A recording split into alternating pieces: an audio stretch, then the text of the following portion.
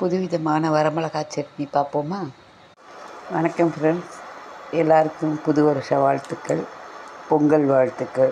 இன்றைக்கி தான் இந்த வருஷம் வீடியோவை ஸ்டார்ட் பண்ணியிருக்கேன். நீங்கள் எனக்கு சப்ஸ்கிரைப் பண்ணுங்கள், லைக் போடுங்க, கமெண்ட் போடுங்க, ஓகேவா? இப்போ நான் புதுவிதமாக ஒரு சட்னி, இது கொஞ்சம் டிஃப்ரெண்ட்டாக இருக்கும், செஞ்சு பாருங்கள். முதல்ல வரமிளகாவை பாலில் நல்லா ஊற போடணும். ஒரு 2 மணி நேரம் 3 மணி நேரம் ஊற போட்டு, அப்புறம் அந்த வரமிளகாவும் பால்லையே அரைக்கணும்.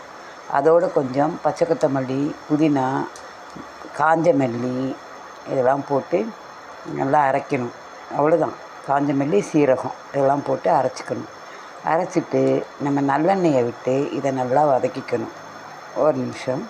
இது மாதிரி பெரிய பூண்டு பல் இருந்தால் ஒரு 4-5 போட்டு நல்லா அரைச்சிக்கணும். அரைச்சிட்டு இதை பாருங்கள், நல்லா கொதிக்க வைக்கிறேன். இது தாளிக்கிறதுலாம் ஒன்றும் வேணாம். நல்லெண்ணெய் மட்டும் விட்டு அந்த மிக்சியில் அரைச்ச விழுதை போட்டு நல்லா இது வதக்கி அந்த எண்ணெய் மேலே வரணும். எண்ணெய் மேலே வந்துட்டால் சரியான பதம்னு அர்த்தம். ஒரு 10 நிமிஷம் நல்லா வரட்டும். வந்துருச்சா? இதுக்கு கல் உப்பு தான் போடணும்.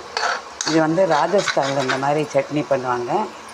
நம்ம வரமிளகாய் சட்னி தான், ஆனால் அவங்க அதை பாலில் ஊற வச்சு பண்ணுறாங்க. இதோட ஜீரகம், கொத்தமல்லிலாம் சேர்த்துக்கிறாங்க, புதினாலாம். நம்ம ஊற்றின எண்ணெய் திரும்ப வருதா? இது தாங்க பதம்.